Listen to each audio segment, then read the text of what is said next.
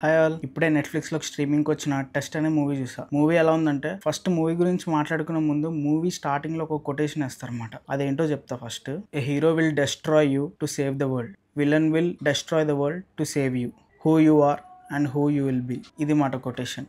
యాక్చువల్గా ఇది అర్థమైతే మూవీ అర్థమవుతుంది, కొంచెం బాగుందన్న ఫీలింగ్ కూడా వస్తుంది అనమాట. మొత్తం ఈ కొటేషన్లోనే మూవీ అంతా చెప్పడానికి ట్రై చేశారు. ఇంతకీ మూవీ ఎలా ఉందంటే బాగుంది. కమింగ్ టు ద ప్లాట్ ఏంటంటే, మనకి దీంట్లో 2 ఇంపార్టెంట్ క్యారెక్టర్స్ చూపిస్తారు. ఒకటి సిద్ధార్థ్, ఇంకొకటేమో మాధవన్.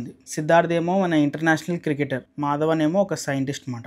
యాక్చువల్గా సిద్ధార్థ్ ఏంటంటే తన లైఫ్లో క్రికెట్ కెరియర్ ఎండ్ అయిపోయే స్టేజ్కి వస్తాడనమాట. అంటే స్టార్టింగ్లో మనకి తన ఫామ్ అంతా కోల్పోయి క్రికెట్ కెరియర్ ఇంకా అయిపోయిందన్న స్టేజ్లో మనకు చూపిస్తారు. సేమ్ ప్యారలల్గా మాధవన్ది కూడా అంతే. మనకి హైడ్రోఫ్యూయల్ టెక్నాలజీని ఒకటి మాధవన్ తయారు చేస్తాడనమాట. ఇద్దరు ఏంటంటే వీళ్ళ లైఫ్స్లో వాళ్ళున్న కెరియర్స్లో లోలో ఉంటారు అనమాట. మధ్యలో ఏమవుతుందంటే ఒక చిన్న క్లాష్ వస్తుంది అనమాట. ఇప్పుడు స్టార్టింగ్లో ఒక కొటేషన్ చెప్పా కదా, ఆ కొటేషన్ ప్రకారం ఎవరు హీరో అయ్యారు, ఎవరు విలన్ అయ్యారు అనేది ప్లాట్ మాట. ఇది మనం మూవీలో చూడాలి. మూవీలో కొంచెం పాజిటివ్స్ ఏంటంటే, నాకైతే కొంచెం స్టోరీ బాగానే అనిపించింది. స్క్రీన్ ప్లే కూడా బాగానే ఉంది. కొంచెం అక్కడక్కడ స్లో అనిపించవచ్చు కానీ బాగానే ఉంది. యాక్చువల్గా మూవీ రన్ టైం వచ్చేసి కూడా 2 hours 30 minutes ఉంది. ఫస్ట్ హాఫ్ అంతా బాగానే వెళ్తుంది కానీ కొంచెం సెకండ్ హాఫ్ కొంచెం స్లో అయిన ఫీలింగ్ వస్తుంది అనమాట.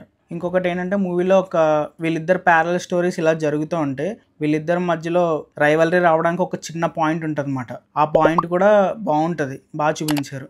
ఇంకొకటి ఏంటంటే, వీళ్ళిద్దరిది ఇలా జరుగుతున్న టైంలో ఒక చిన్న ఇన్వెస్టిగేషన్ కూడా ఉంటుంది. అది కూడా బాగానే ఉంటుంది. తర్వాత ఈ అన్ని పాయింట్స్ని లింక్ చేసే పద్ధతి కూడా బాగానే ఉంటుంది. Coming to the character performances, first of all Nayanthara చాలా బాగా చేసింది. నయనతార క్యారెక్టర్ ఉంటుంది దీంట్లో, ఎక్సలెంట్ మాట. తన క్యారెక్టర్ నాకు బాగా నచ్చింది. నెక్స్ట్ వచ్చేసి మాధవన్ గారు ఏ క్యారెక్టర్ అయినా బాగానే చేస్తారు. ఈ మూవీలో కొంచెం మనకి గ్రే షేడ్ క్యారెక్టర్ ఉంటుంది అనమాట. ఆయన చాలా బాగా డీల్ చేశారు. నెక్స్ట్ వచ్చేసి సిద్ధార్థ్ యాజ్ యూజువల్ గా బాగానే చేశాడు. తనది కొంచెం ఎలా అంటే సర్టిల్ పర్ఫార్మెన్స్ ఉంటుంది అనమాట. ఎక్కువ ఎమోషన్స్ కానీ ఎక్కువ ఏది తను చూపించలేడు అనమాట. క్యారెక్టర్ కూడా అలా డిజైన్ చేశారు. ఆయనకి ఇచ్చిన వేలో ఆయన బాగా చేశారు. వీళ్ళ ముగ్గురు క్యారెక్టర్స్ చుట్టే తిరుగుతుంది.